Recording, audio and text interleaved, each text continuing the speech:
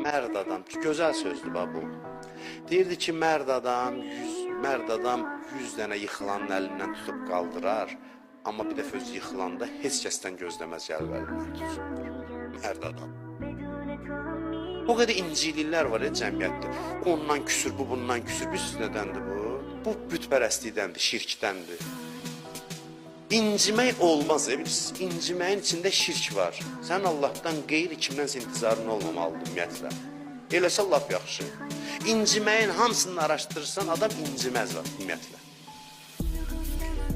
Uman yerdən küsərlər, umma heç kəsdən ki, küsməyəsən.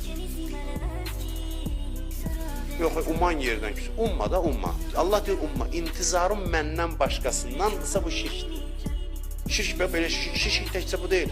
Bütü qoyub qabağa ibadət eləyəsən. Kimsə kimdənsə inciyirsə, inciliyini araşdır, görəcəksən ki, orada bir gözlənti var.